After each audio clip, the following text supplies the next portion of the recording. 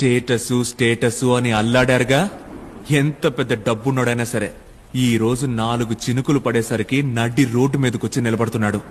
ఎంత డబ్బు సంపాదించుంటారు, కానీ గుక్కెడు నీళ్లకి పిడికెడు అన్నానికి కాసేపటి ముందు ఎలా గింజుకున్నారు.